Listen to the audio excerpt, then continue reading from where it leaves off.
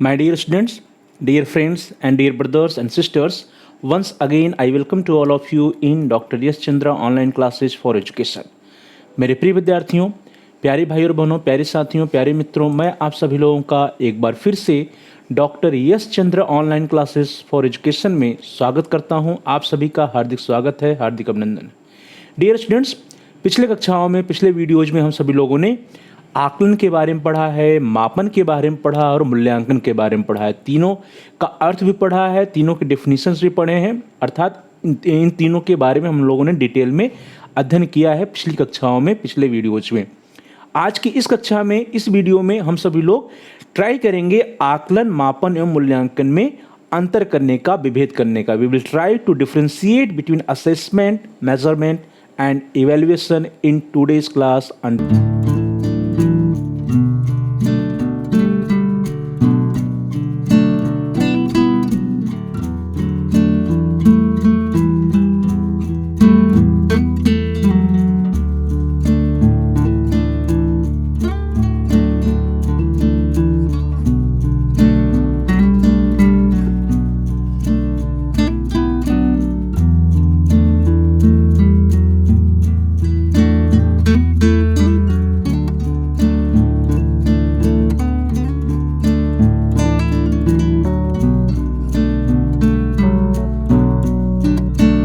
Let us start today's class. In today's class, we will try to differentiate between assessment, measurement and evaluation. प्रिय विद्यार्थियों, आज की class में, इस video में हम सभी लोग आकलन, मापन एवं मूल्यांकन में अंतर करने का प्रयास करेंगे, विभेद करने का प्रयास करेंगे। हम देखेंगे कि तीनों में क्या मेन डिफरेंसेस होते हैं, क्या अंतर होते हैं।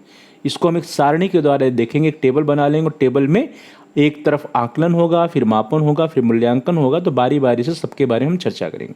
द फर्स्ट डिफरेंस, पहला जो है पॉइंट है वो यह है कि आकलन का क्षेत्र अत्यंत सीमित होता है। That is it's scope is very limited. अर्थात असेसमेंट का जो स्कोप है, scope of assessment is very limited. आकलन का जो क्षेत्र है वो क्या है, अत्यंत सीमित है, अत्यंत लिमिटेड होता है। जबकि मापन का क्षेत्र क्या होता है, यह भी सीमित है, इट्स स्कोप इज लिमिटेड। ध्यान दीजिए, आकलन का क्षेत्र क्या है, वेरी लिमिटेड है, जबकि मापन का क्षेत्र क्या है, लिमिटेड है। इसका स्कोप अत्यंत सीमित है और इसका स्कोप सीमित है।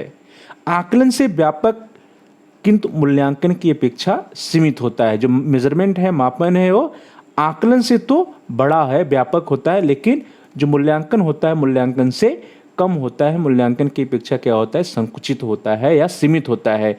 मापन के अंदर यह केवल व्यवहार के कुछ आयामों को प्रतीक या अंक आवंटित करने का काम मापन के अंदर किया जाता है। हम सभी लोगों ने अध्ययन भी किया है कि जो मेजरमेंट होता है, जो मापन होता है, मापन के अंतर्गत हम क्या करते हैं, जो व्यक्ति में, वस्तु में जो विशेषताएं होती हैं, जो उनके गुण होते हैं, उनके गुणों के मात्रा या उनके गुणों के प्रकार के आधार पर हम उसको कोई अंक प्रदान करते हैं या कोई सिंबल या कोई प्रतीक प्रदान करते हैं, तो वो मापन का कार्य कहलाता है।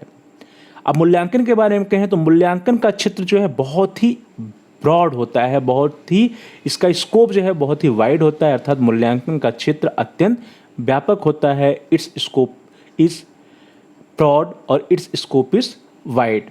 मूल्यांकन के अंतर्गत छात्र के संपूर्ण व्यक्तित्व के संबंध में मूल्य का अंकन किया जाता है। जैसा हम लोगों ने जब मूल्यांकन पढ़ा था उस समय भी देखा था कि जो मूल्यांकन है, मूल्यांकन के अंतर्गत व्यक्तियों में, वस्तुओं में जिन गुणों या विशेषताओं का हमने मापन में उसको प्रतीक आवंटित किया था, अंक आवंटित किया था, अब देखते हैं कि वो प्रतीक या अंक जो है वो कितना डिजायरेबल है, कितना वांछनीय है, उसकी यूटिलिटी कितनी है।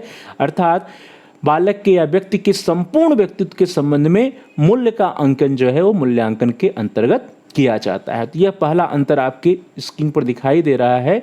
फर्स्ट डिफरेंस क्या है, आकलन या असेसमेंट का स्कोप बहुत लिमिटेड होता है, वेरी लिमिटेड। मापन का क्षेत्र लिमिटेड होता है, जबकि मूल्यांकन का क्षेत्र बहुत ही ब्रॉड होता है, बहुत ही वाइड होता है। नेक्स्ट डिफरेंस, आकलन जो होता है वो प्रक्रिया, आकलन मापन का एक सूक्ष्म रूप है। आकलन जो है वो मापन का एक सूक्ष्म रूप है, अर्थात assessment is the micro form of measurement. जैसा कि हम लोगों ने पहले ही डिफरेंस में देखा कि आकलन क्या होता है, बहुत ही लिमिटेड होता है। तो आकलन के अंतर्गत हम जो कार्य करते हैं वो कहीं न कहीं मापन का ही कार्य करते हैं। मापन का ही माइक्रो फॉर्म या सूक्ष्म रूप होता है आकलन या assessment.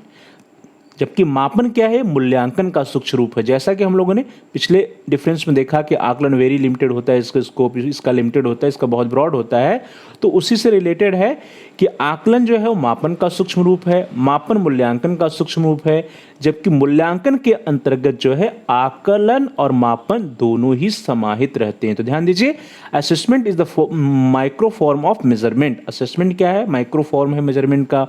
Measurement is the micro form of evaluation and evaluation include both assessment and measurement। अर्थात evaluation क्या है, बहुत ही broad है, बहुत ही व्यापक है, और evaluation या मूल्यांकन के अंतर्गत आकलन और मापन दोनों ही आते हैं। तो इस तरह से ये दूसरा अंतर है, दूसरा डिफरेंस है असेसमेंट, मेजरमेंट एंड इवेल्युएशन में। नेक्स्ट डिफरेंस जो असेसमेंट है, assessment is a process oriented. Assessment क्या होता है, जो आकलन की प्रक्रिया होती है वो क्या है, वो प्रोसेस ओरिएंटेड होती है या प्रक्रिया केंद्रित होती है। अर्थात आकलन में या असेसमेंट में हम क्या करते हैं, जो विद्यार्थियों को उनके जो लर्निंग में बाधाएं आ रही होती हैं, उन बाधाओं का हम क्या करते हैं, जो शिक्षक होता है उन बाधाओं का पता लगाने का प्रयास करता है और समय समय पर उसमें बालकों को जो है सहायता प्रदान करता है, जिससे कि वे बाधाएं दूर हो जाएं, विद्यार्थी की समस्याएं दूर हो जाए और विद्यार्थी का जो लर्निंग है या अधिगम है वो जो है प्रभावी हो सके। तो विद्यार्थी के अधिगम या लर्निंग को प्रभावी करने के लिए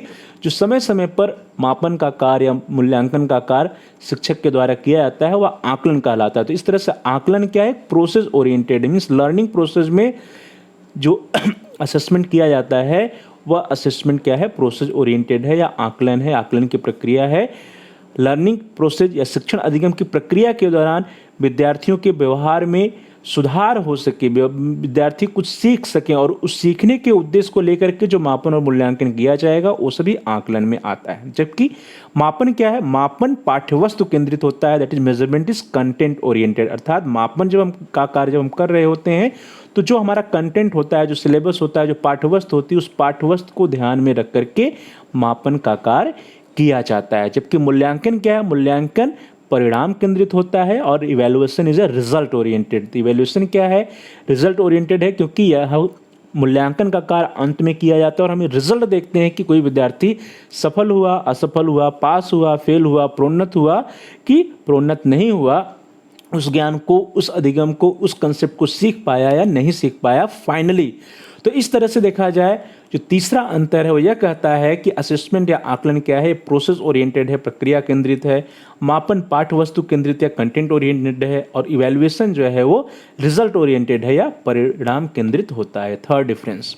फोर्थ डिफरेंस है कि आकलन जो होता है इसमें निदानात्मक या नैदानिक उद्देश्यों के साथ सीखने के परिणामों के बारे में जानकारी एकत्र करने की प्रक्रिया आकलन होती है। Assessment is the process of gathering information about learning outcomes with diagnostic purpose। पहले भी हम लोगों ने चर्चा किया कि जो आकलन की प्रक्रिया होती है, असेसमेंट की प्रक्रिया होती है, यहाँ पर निदान, डायग्नोसिस जो है ये बहुत ही इंपॉर्टेंट होता है। यहाँ पे जो भी असेसमेंट करते हैं, इवैल्यूएशन करते हैं, मेजरमेंट करते हैं, उसके मेन फोकस में क्या होता है, डायग्नोसिस होती है या निदानात्मक उद्देश्य होते हैं। तो इस तरह से निदानात्मक या नैदानिक उद्देश्यों के साथ सीखने के परिणामों के बारे में जानकारी एकत्र करने का कार्य जो है असेसमेंट या आकलन कहलाता है। Assessment is the process of gathering information about learning outcomes with diagnostic purposes.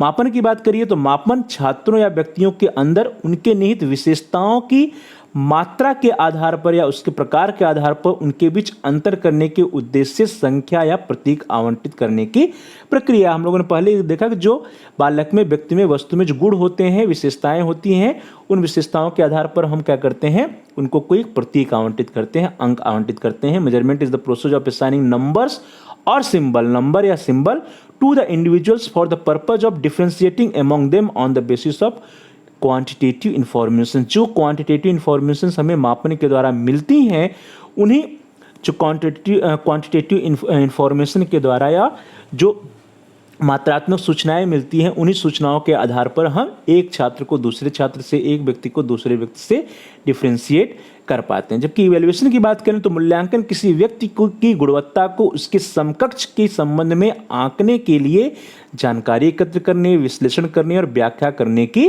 प्रक्रिया है। अर्थात यहाँ पर क्या है, evaluation is the process of collecting, analyzing and interpreting informations for judging the quality of an individual in relation to his or her counterparts। अर्थात मूल्यांकन जो होता है, मूल्यांकन का उद्देश्य क्या है? मूल्यांकन का उद्देश्य होता है कि जो उसके समकक्ष विद्यार्थी हैं, जो उसके पीयर ग्रुप हैं या जो उसके समकक्ष विद्यार्थी हैं, समकक्ष व्यक्ति हैं, उनके बीच में यह देखना कि कौन सफल हुआ, कौन असफल हुआ, दोनों के बीच में रिलेशंस क्या बन रहे हैं, कौन अच्छा है, कौन सुपीरियर है, कौन इन्फीरियर है। इस चीज़ को ध्यान में रख करके जो भी हमारे पास डेटा आते हैं, उस डेटा को हम क्या करते हैं, कलेक्ट करते हैं, एनालिसिस करते हैं और उसका हम इंटरप्रिटेशन करते हैं। तो मूल्यांकन क्या है? मूल्यांकन किसी व्यक्ति की गुणवत्ता को उसके समकक्ष के संबंध में आंकने के लिए जानकारी एकत्र करने, विश्लेषण करने और व्याख्या करने की प्रक्रिया है। और इसी के आधार पर हम कहते हैं कि कौन सा विद्यार्थी सफल होता है, कौन सा विद्यार्थी असफल है, या कौन सा विद्यार्थी एलिजिबल है, कौन सा नॉन एलिजिबल है, कौन सा पास और कौन सा फेल है। Evaluation is the process of collecting, analysing and interpreting informations for judging the quality of an individual in relation to his और हर काउंटर पार्ट्स। ये फोर्थ डिफरेंस था। फिफ्थ डिफरेंस है, आकलन या असेसमेंट में नैदानिक उद्देश्य बहुत अधिक महत्वपूर्ण हो जाता है। Diagnostic purposes becomes much more important in assessment. प्रारंभ से हम लोग बात कर रहे हैं असेसमेंट की, आकलन की, कि आकलन की जो प्रक्रिया होती है इसमें निदान जो होता है, नैदानिक उद्देश्य जो होते हैं, डायग्नोस्टिक जो ऑब्जेक्टिव्स होते हैं, डायग्नोस्टिक जो पर्पसेस होते हैं, ये सबसे ज़्यादा महत्वपूर्ण होता है, इंपॉर्टेंट होता है। Diagnostic purposes becomes much more important in assessment. आकलन में नैदानिक उद्देश्य बहुत ही अधिक महत्वपूर्ण होते हैं। अर्थात आकलन की प्रक्रिया जब हम कर रहे होते हैं तो वहाँ हमारा लक्ष्य होता है कि विद्यार्थियों के समक्ष आने वाली बाधाओं, समस्याओं का पता लगाना और उन समस्याओं और बाधाओं, उन बैरियर्स को दूर किया जाना, जिससे कि विद्यार्थी का अधिगम प्रभावी हो सके, विद्यार्थी अच्छे से पढ़ सके, सीख सके। जबकि मापन की बात करिए तो no value judgement is required. मापन के आधार पर कोई भी वैल्यू जजमेंट नहीं किया जा सकता है। यहाँ पे मूल्य का निर्णय मापन के आधार पर नहीं किया जाता है, बल्कि मापन में सिर्फ और सिर्फ व्यक्ति में, बालक में कौन कौन सी विशेषताएं हैं या किस प्रकार की विशेषताएं हैं, उन विशेषताओं को हम उनकी मात्रा के आधार पर या उनके प्रकार के आधार पर उसको हम कोई एक चिन्ह या कोई एक प्रतीक या कोई एक अंक आवंटित करते हैं। इसके आधार पर वैल्यू जजमेंट नहीं होता है मापन में। जबकि मूल्यांकन में देखिए, मापन के आधार पर किया गया गुणात्मक निर्णय मूल्यांकन कहलाता है। अर्थात जब मापन में जो भी हमने प्रतीक या अंक आवंटित किए हैं, उस प्रतीक और या अंक का हम क्या करते हैं, जब गुणात्मक निर्णय करते हैं, क्वालिटेटिव जजमेंट करते हैं, तो वह क्वालिटेटिव जजमेंट क्या कहलाता है? इवैल्यूएशन कहलाता है, मूल्यांकन कहलाता है। तो qualitative judgement done on the basis of measurement is called evaluation. मापन के आधार पर जो भी हमारे पास डेटा आते हैं, जो भी समंक आते हैं, उसका जब हम क्वालिटेटिव जजमेंट करते हैं, गुणात्मक निर्णय लेते हैं या फिर उसमें वैल्यू जजमेंट करते हैं, तो उस जजमेंट को हम मूल्यांकन की प्रक्रिया कहते हैं। तो ये रहा हमारा fifth difference. Now next sixth difference, छठा अंतर है कि निदानात्मक या नैदानिक दृष्टि से आकलन को मूल्यांकन से भिन्न या अलग बनाता है। जो डायग्नोस्टिक व्यूज है, diagnostic views make it different from evaluation. कहते हैं कि इवैल्यूएशन या मूल्यांकन और आकलन या असेसमेंट बहुत ज़्यादा डिफरेंस नहीं है, लेकिन डिफरेंस क्या है? डिफरेंस यह है कि यहाँ पे जो असेसमेंट की प्रक्रिया होती है, यहाँ पे डायग्नोसिस पर्पस पर, डायग्नोस्टिक व्यूज पे ज़्यादा बल होता है। यहाँ पे जो मेन उद्देश्य होता है वो क्या होता है? निदानात्मक होता है, नैदानिक दृष्टि होती है। और यही नैदानिक दृष्टि जो है आकलन को मूल्यांकन से भिन्न बनाती है। इसीलिए जो है आकलन की प्रक्रिया जो है मूल्यांकन की प्रक्रिया से अलग होती है। जबकि मापन में क्या होता है? मूल्यांकन के लिए मापन का होना आवश्यक है। अर्थात मूल्यांकन हेतु सबसे पहले मापन किया जाता है और यह मूल्यांकन के लिए बहुमूल्य सूचनाएं प्रदान करता है। Measurement is the prerequisite for the evaluation, it provides valuable information for evaluation. अर्थात मूल्यांकन होने के लिए मापन का होना अनिवार्य है। पहले मापन की प्रक्रिया होगी, यह एक प्री रिक्विजिट है। अर्थात मापन की प्रक्रिया होना मूल्यांकन के लिए अनिवार्य है। जब तक कि मापन की प्रक्रिया नहीं होगी तब तक मूल्यांकन की प्रक्रिया नहीं हो पाएगी। तो इस तरह से मूल्यांकन के लिए मापन का होना आवश्यक है। यह मूल्यांकन के लिए बहुमूल्य सूचनाएं प्रदान करता है। Measurement is the prerequisite for the evaluation, it provides valuable information for evaluations. जबकि मूल्यांकन को देखिए तो मूल्यांकन में विद्यार्थी या व्यक्ति के अंदर निहित गुणों की समग्र वांछनीयता या उपयोगिता का निर्धारण किया जाता है। द टोटल डिजायरेबिलिटी और utility of the qualities inherent in the students और पर्सन इज डिटरमाइंड। तो मूल्यांकन की प्रक्रिया क्या है, मापन की प्रक्रिया के उपरांत होता है, लेकिन मूल्यांकन में जो है विद्यार्थी के अंदर जो क्वालिटीज है, जो गुण है, उसकी टोटल डिजायरेबिलिटी या टोटल यूटिलिटी की जांच की जाती है। टोटल डिजायरेबिलिटी और utility of the qualities inherent in the students person is determined in evaluation. अर्थात विद्यार्थी या व्यक्ति के अंदर निहित गुणों की समग्र वांछनीयता या उपयोगिता का निर्धारण मूल्यांकन के अंदर या मूल्यांकन के अंतर्गत किया जाता है। तो यह रहा छठा अंतर। Next difference, that is seventh difference.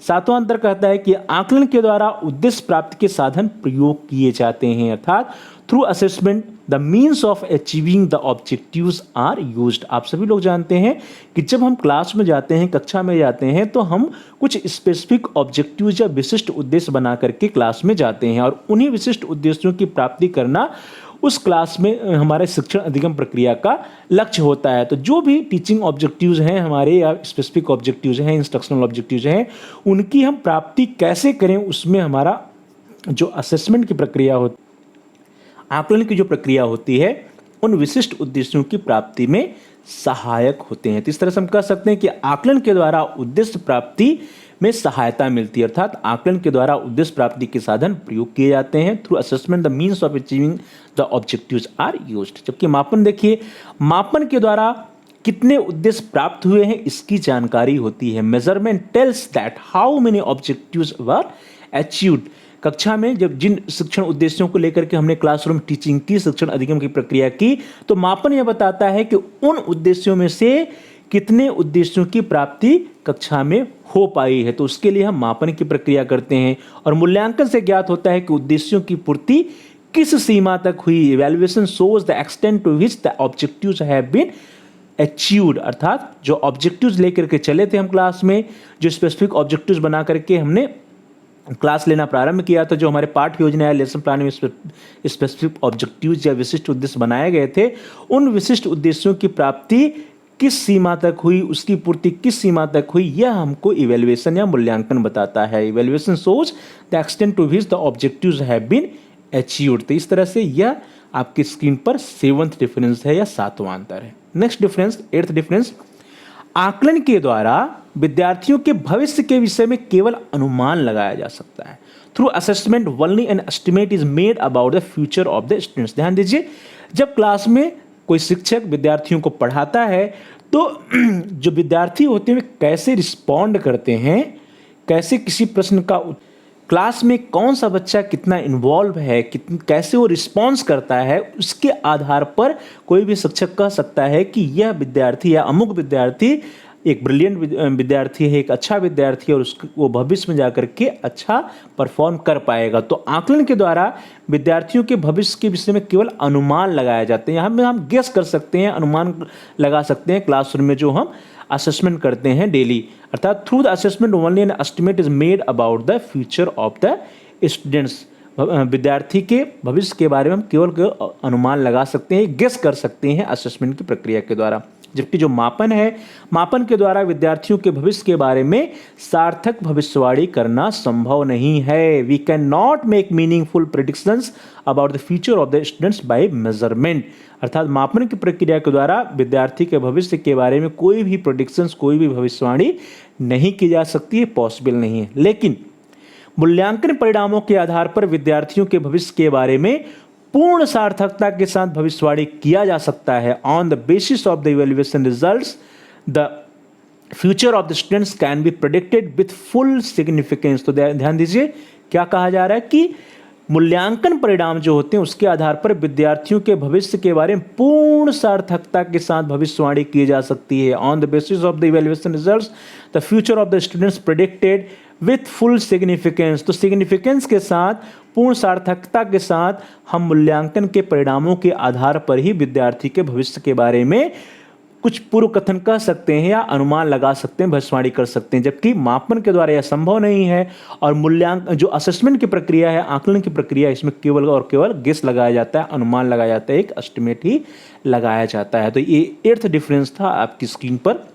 Now the next difference between assessment, measurement and evaluation, 9th, आकलन के द्वारा प्रदत्तों का चयन एवं संग्रहण किया जाता है। ध्यान दीजिए, the data is selected and collected through assessment. Assessment की जो प्रक्रिया होती है ये नित्य क्लास में हम करते हैं, कक्षा में करते हैं, जब हम टीचिंग लर्निंग की एक्टिविटीज़ में इन्वॉल्व होते हैं या शिक्षण का कार्य कर रहे होते हैं, तो आकलन की प्रक्रिया के द्वारा जो डेटा होते हैं उसको हम सेलेक्ट करते हैं, उसको हम कलेक्ट करते हैं। आकलन के द्वारा प्रदत्तों का चयन एवं संग्रहण किया जाता है, जबकि मापन के अंतर्गत चयनित एवं संग्रहित किए गए प्रदत्तों को एक अंक प्रदान करने का हम काम करते हैं।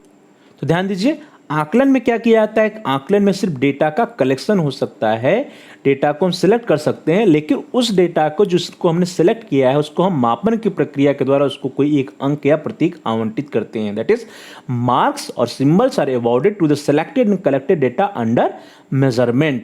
और जो मूल्यांकन है, मूल्यांकन के अंतर्गत अंक प्रदान किए गए प्रदत्तों के मूल्यों का निर्धारण किया जाता है। In evaluation we determine the values of the marks और scores awarded to the students, अर्थात जिससे विद्यार्थियों को जो हमने अंक प्रदान किया उस अंक की क्या वैल्यू है, क्या महत्व, उसकी क्या इंपॉर्टेंस है, यह इवैल्यूएशन या मूल्यांकन की प्रक्रिया के द्वारा निर्धारित होती है। जैसे अंकों के आधार पर किसी विद्यार्थी को कक्षा में कौन सा स्थान प्राप्त हुआ है, यह मूल्यांकन की प्रक्रिया में निर्धारित होती है। इस तरह से क्या हुआ, 9th डिफरेंस कहता है कि असेसमेंट में क्या होता है, data is selected and collected.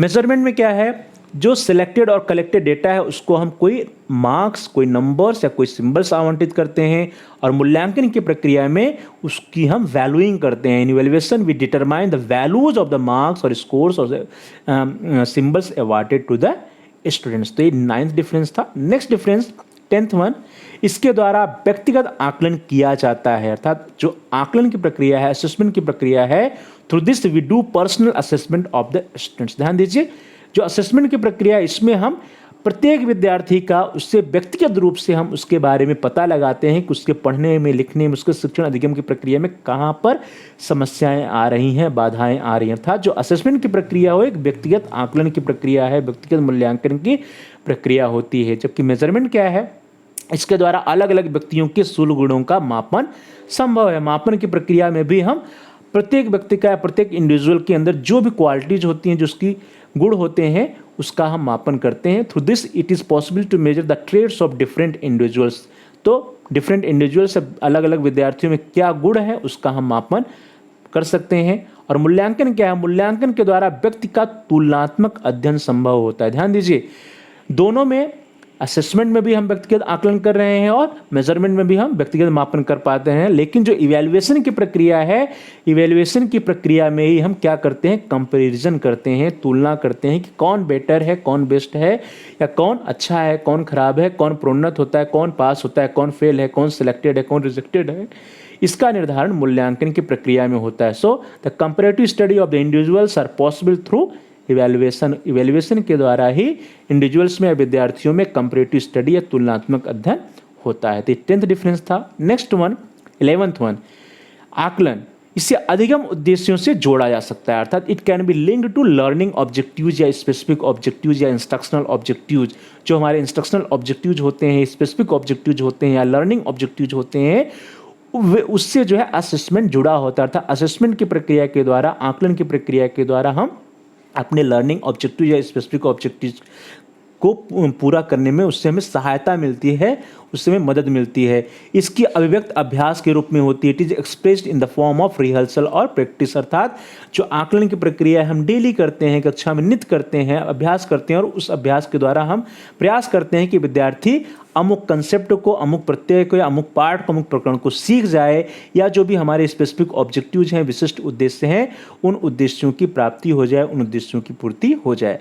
मापन में बात करें तो इससे अधिगम उद्देश्यों में सुधार होता है। मापन के द्वारा ही हमको पता चलता है कि कौन कौन से लर्निंग ऑब्जेक्टिव्स में क्या क्या हमको प्राप्ति हुई या किन किन शिक्षण उद्देश्यों के, विशिष्ट शिक्षण उद्देश्यों की हमें प्राप्ति हुई है। इसका जो मेजरमेंट करते हैं वो मापन के द्वारा ही पता चलता है। अधिगम उद्देश्यों में सुधार जो है हम मापन के आधार पर ही करते हैं। It improves the learning objectives. जबकि इवैल्यूएशन की बात करें तो अधिगम उद्देश्यों की प्राप्ति के स्तर का मूल्यांकन जो है मूल्यांकन की प्रक्रिया में होता है। It evaluate the level of achievement of learning objectives. तो ध्यान दीजिए इस तीनों में क्या अंतर आ रहा है निकल के। जो 11th डिफरेंस वो कह रहा है कि जो लर्निंग ऑब्जेक्टिव्स हैं या स्पेसिफिक ऑब्जेक्टिव्स हैं वे असेसमेंट से लिंक्ड होते हैं। लर्निंग ऑब्जेक्टिव्स या जो स्पेसिफिक ऑब्जेक्टिव्स हैं उसमें हम मापन के द्वारा उसमें सुधार आता है, लेकिन जो लर्निंग ऑब्जेक्टिव्स हैं या स्पेसिफिक ऑब्जेक्टिव्स हैं, विशिष्ट उद्देश्य हैं, वे किस सीमा तक प्राप्त हुए हैं या अधिगम उद्देश्यों की प्राप्ति किस सीमा तक हुई है या किस स्तर तक हुई, वो मूल्यांकन के द्वारा ही हमें पता चलता है। तो 11th डिफरेंस था। Next difference the 12th difference is on your screen. 12वां अंतर है कि आकलन किसी छात्र के संबंध में धारणा बनाने में सहायक होता है। जैसा हमने पूर्व में भी चर्चा किया कि assessment helps in forming perceptions about students. किसी भी विद्यार्थी के संबंध में एक हम धारणा बना लेते हैं, गेस कर लेते हैं क्लास में। जो हम डेली असेसमेंट करते हैं, आकलन करते हैं, उसके आधार पर हम कहते हैं कि कौन सा विद्यार्थी क्लास में अच्छा रिस्पॉन्स करता है, रेगुलर है, क्लास में इंटरेक्ट करता है, या आकलन के आधार पर हम कहेंगे किसको अधिगम में समस्या है और किसको अधिगम में समस्या नहीं। और उसके आधार पर हम एक धारणा बना सकते हैं, गेस कर सकते हैं कौन सा विद्यार्थी आगे चल करके अच्छा करेगा। जबकि मापन के द्वारा किसी छात्र के संबंध में स्पष्ट धारणा हम नहीं बना सकते। Clear perception can not be made about students by measurement. मापन की प्रक्रिया के द्वारा किसी भी विद्यार्थी के संबंध में क्लियर परसेप्शंस नहीं बनाया जा सकता है। और मूल्यांकन के द्वारा किसी छात्र के संबंध में स्पष्ट धारणा बनाई जा सकती है। अर्थात through the evaluation a clear perception can be made about students. अर्थात मूल्यांकन की जो प्रक्रिया होती है, मूल्यांकन की प्रक्रिया के द्वारा किसी विद्यार्थी की संबंध में हम स्पष्ट धारणा या क्लियर परसेप्शन बना सकते हैं। तो ये अंतर है 12th अंतर, जिसमें कहा जा रहा है कि आकलन किसी छात्र के संबंध में धारणा बनाने में सहायक होता है, लेकिन जो धारणा हम स्पष्ट धारणा बनाएंगे, जो वैलिड हमारा परसेप्शन होगा, वैलिड परसेप्शन कहाँ से मिलता है? इवैल्यूएशन से मिलता है। जबकि मापन के आधार पर हम कोई भी परसेप्शन या धारणा नहीं बना सकते हैं। नेक्स्ट अगला डिफरेंस है 13।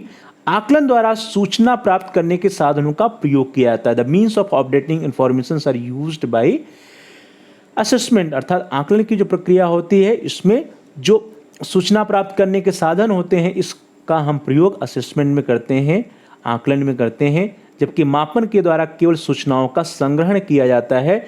Only information are collected through measurement. ध्यान दीजिए, आकलन द्वारा सूचना प्राप्त करने के साधनों का प्रयोग किया जाता है और यहाँ से हमको डेटाज मिलते हैं। और डेटा जो मिलेंगे, मापन के द्वारा सूचनाओं का हम संग्रहण करेंगे, कलेक्शन करेंगे, और उस पर हम कोई एक जो डेटा मिलता है उस पर हम कोई अंक प्रदान करते हैं, कोई सिंबल या कोई प्रतीक प्रदान करने का काम करते हैं। जबकि मूल्यांकन क्रमबद्ध सूचनाओं का संग्रहण है, जिसके द्वारा निर्णय लिया जाता है, जिसके द्वारा निर्णय लिए जाते हैं। That is evaluation is the systematic collection of information through which decisions are made. तो मूल्यांकन की प्रक्रिया क्या है? मूल्यांकन की प्रक्रिया जो है क्रमबद्ध सूचनाओं का संग्रहण करने की प्रक्रिया है, और मूल्यांकन की प्रक्रिया के द्वारा ही कोई डिसीजन लिया जाता है, कोई निर्णय लिया जाता है। तो evaluation is the systematic collection of information through which decisions are made. तो डिसीजन लेने की प्रक्रिया जो होती है वो मूल्यांकन के परिणामों के आधार पर होती है, न कि आकलन या मापन के परिणामों के आधार पर। 13 डिफरेंस था। Now the next difference that is 14 14वां अंतर है कि आकलन की प्रकृति अत्यंत लचीली होती है। The nature of assessment is very flexible. ध्यान दीजिए, जो असेसमेंट या आकलन की प्रक्रिया होता है बड़ा ही फ्लेक्सिबल होता है, बड़ा ही लचीला होता है। लचीला क्यों होता है? क्योंकि यहाँ पर हमारा उद्देश्य क्या है? विद्यार्थियों के अंदर जो है जो समस्याएं आ रही हैं, बाधाएं आ रही हैं, उसमें उसका पता लगाना और उसमें सुधार करना। तो हमारा यहाँ पे पर्पज क्या है? डायग्नोस्टिक पर्पज है, नैदानिक उद्देश्य। और नैदानिक उद्देश्य के लिए हम हर एक विद्यार्थी पर ध्यान देते हैं, उसके अधिगम में किस पॉइंट पर कहाँ पे कोई समस्या आ रही है उसका हम पता लगाने का प्रयास करते हैं असेसमेंट या आकलन में, जिससे कि हम उसकी समस्याओं का समाधान कर सकें या हम रिमीडियल टीचिंग कर सकें, उसकी बाधाओं को हम दूर कर सकें। तो आकलन की प्रक्रिया कोई रिजिड नहीं होती बल्कि बड़ी ही फ्लेक्सिबल होती है और विद्यार्थी की जो नीड होती है, विद्यार्थी की जो आवश्यकता होती है, उसकी आवश्यकता के अनुसार, उसके स्टेटस के अनुसार, उसका लर्निंग लेवल है, उसके इंटेलेक्चुअल लेवल के अनुसार हम आकलन की प्रक्रिया करते हैं, असेसमेंट की प्रक्रिया करते हैं। तो असेसमेंट की प्रक्रिया क्या, इट इज़ वेरी फ्लेक्सिबल और यह बहुत ही लचीली या अत्यंत लचीली प्रक्रिया होती है। मापन की बात करें तो मापन की प्रकृति जो है आकलन की अपेक्षा कम लचीली होती है। The nature of the measurement is less flexible than assessment. अर्थात जो मेजरमेंट है, मेजरमेंट में क्या करना है, जो भी हमारे पास डेटा आते हैं उस डेटा को हम किसी नियम के अनुसार से हम उसका जो है किसी रूल्स के हिसाब से उसको हम अंक या अंक आवंटित करते हैं, सिंबल आवंटित करते हैं, प्रतीक आवंटित करते हैं। तो इस तरह से आकलन से कम लचीली होती है, लेस फ्लेक्सिबल होती है मापन की प्रक्रिया। जबकि हम मूल्यांकन की बात करें तो मूल्यांकन की प्रकृति लचीली न होकर के स्थिर होती है। The nature of evaluation is fixed rather than flexible. मूल्यांकन की प्रक्रिया जो है लचीली नहीं होती बल्कि क्या होती, स्थिर होती है। The nature of evaluation is fixed rather than flexible. तो फिक्स्ड होती है क्यों, क्योंकि मूल्यांकन की प्रक्रिया के द्वारा ही हमको अंत में निर्णय लेने होते हैं, फाइनल डिसीजन लेना होता है।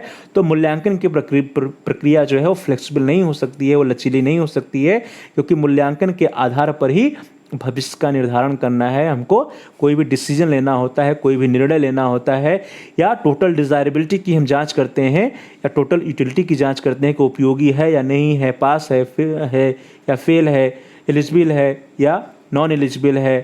तो हम इसका जो कि निर्णय लेते हैं, यहाँ पे डिसीजन लेते हैं मूल्यांकन की प्रक्रिया में, इसलिए मूल्यांकन की प्रक्रिया स्थिर होती है, फिक्स्ड होती है, ना कि flexible. Now the next difference 15, difference number 15, 15वां अंतर है कि आकलन संपूर्ण सत्र के दौरान चलने वाली एक सतत प्रक्रिया है। Assessment is the continuous process that runs through out the session. हम लोगों ने प्रारंभ में चर्चा किया कि आकलन की प्रक्रिया क्या है। हम क्लासरूम टीचिंग में जब क्लास में पढ़ाने जाते हैं तो वहां पे हम करते हैं, हमारा उद्देश्य निदान होता है। तो इस तरह से जो आकलन की प्रक्रिया होती है वो सतत चलने वाली प्रक्रिया होती है। शिक्षक अपने विद्यार्थियों का आकलन हमेशा करता रहता है। Assessment is the continuous process that runs through out the session. और इसी के आधार पे आप सभी लोगों ने सुना होगा कि कंटिन्यूअस असेसमेंट की बात अब चर्चा में आ रही है कि विद्यार्थियों का सतत आकलन किया जाए, कंटिन्यूअस असेसमेंट किया जाए। तो कंटिन्यूअस असेसमेंट जो होता है वो हमेशा कंटिन्यूअस चलता रहता है, वो क्योंकि उसके आधार पर जो शिक्षक होता है विद्यार्थियों की सहायता करता है, विद्यार्थियों के अधिगम में मदद करता है और विद्यार्थियों में क्या समस्याएं आ रही है उसके अधिगम में, उसकी डायग्नोस्टिक्स जो है या उसका निदान जो है शिक्षक हमेशा करता रहता है, जिससे कि उसके जो स्पेसिफिक ऑब्जेक्टिव्स हैं या लर्निंग ऑब्जेक्टिव्स हैं उसकी पूर्ति हो सके, उसकी प्राप्ति हो सके। तो इस तरह से आकलन संपूर्ण सत्र के दौरान चलने वाली प्रक्रिया है। Assessment is a continuous process that runs through out the session. मापन की बात करें तो मापन से प्राप्त आंकड़ों के आधार पर मूल्यांकन की प्रक्रिया की जाती है। The process of evaluation is done on the basis of data obtained from the measurement. अर्थात मापन में जो हमें डेटा मिलते हैं, आंकड़े मिलते हैं, उसी आंकड़ों के आधार पर हम इवैल्यूएशन करते हैं। मूल्यांकन की बात करें तो मूल्यांकन पाठ्यक्रम के समाप्ति पर होने वाला प्रोसेस है, प्रक्रिया है। Evaluation is a process at the end of the session course. अर्थात एंड ऑफ द कोर्स या एंड ऑफ द सेशन में जो हम मापन के मूल्यांकन की प्रक्रिया करते हैं। मूल्यांकन की जो प्रक्रिया होती है कब होती है, जब हमारा सत्र समाप्त होता है, जब हमारा पाठ्यक्रम समाप्त होता है, तब हम क्या करते हैं, जो इवैल्यूएशन जो हम आकलन करते हैं विद्यार्थियों का, वह आकलन मूल्यांकन कहलाता है, इवैल्यूएशन कहलाता है। क्योंकि अंत में पाठ्यक्रम की समाप्ति पर जो मूल्यांकन किया जाता है उसी के आधार पर हम यह निर्णय लेते हैं कि कोई भी विद्यार्थी उस पाठ्यक्रम में पास हुआ या फेल हुआ। जबकि आकलन क्या है, कक्षा में नित्य चलती है, यह सतत प्रक्रिया है, सतत चलने वाली प्रक्रिया है। जबकि मूल्यांकन की प्रक्रिया पाठ की समाप्ति पर या सत्र की समाप्ति पर होती है। तो ये 15वां अंतर था। Now the next one is आकलन एक रचनात्मक प्रक्रिया है। असेसमेंट इज ए फॉर्मेटिव और कंस्ट्रक्टिव प्रोसेस। क्यों है, क्योंकि यह सतत चलने वाली प्रक्रिया है। शिक्षक विद्यार्थी का नियमित या सतत आकलन करता है और उस आकलन के आधार पर विद्यार्थियों में सुधार की जो भी गुंजाइश होती है, जो सुधार की संभावनाएं होती हैं, उस सुधार करने का प्रयास करता है, अपने टीचिंग लर्निंग में सुधार करता है, रेमेडियल टीचिंग देता है और विद्यार्थियों को गाइडेंस देता है, काउंसलिंग देता है और उसके आधार पर उसमें सुधार लाने का प्रयास करता है जो भी उसने आकलन में प्राप्त किया है।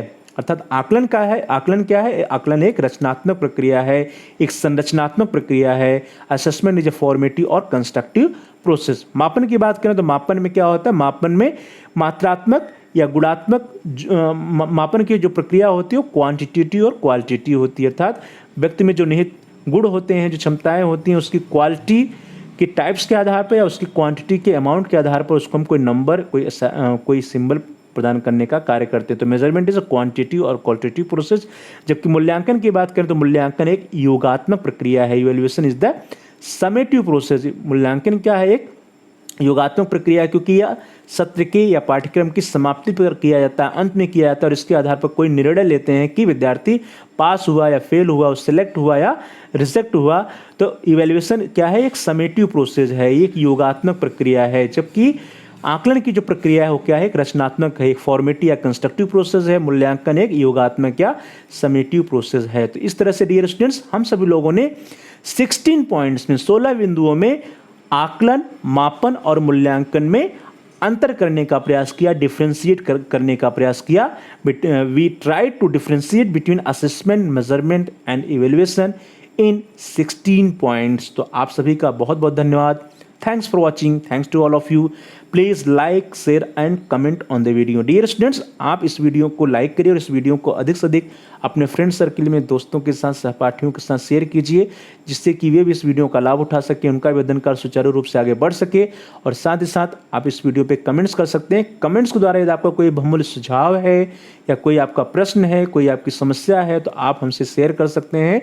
हम आपके प्रश्नों का उत्तर देने का प्रयास करेंगे, आपकी समस्याओं का समाधान करने का प्रयास करेंगे और साथ ही साथ जो भी आपके वैल्यूएबल सजेशंस होंगे, आपके सजेशंस पे, आपके सुझावों पर हम अनुपालन भी करने का प्रयास करेंगे। तो please like, share and comment on the video. Also subscribe the channel. आप सभी प्यारे भाइयों और बहनों में से, प्रिय विद्यार्थियों, प्रिय साथियों में से जिन लोगों ने अभी तक चैनल को सब्सक्राइब नहीं किया है, कृपया चैनल को सब्सक्राइब कर लीजिए, जिससे कि आप अपने कोर्स से रिलेटेड सभी एजुकेशनल वीडियोज को आसानी से प्लेलिस्ट में जाकर के अपनी नीड के अकॉर्डिंग, अपनी आवश्यकता के अनुसार सर्च कर पाएँ, देख पाएँ, खोज पाएँ। इसके लिए ज़रूरी है कि आप चैनल को सब्सक्राइब कीजिए और साथ ही साथ जहाँ पर सब्सक्राइब लिखा है उसके बगल में एक घंटी का आकार बना है, बेल का आइकन बना है, उसको प्रेस कीजिए। उसको प्रेस करने पर कुछ ऑप्शंस आते हैं, विकल्प आएंगे, उसमें से आप ऑल के ऑप्शन को सेलेक्ट कर लीजिए।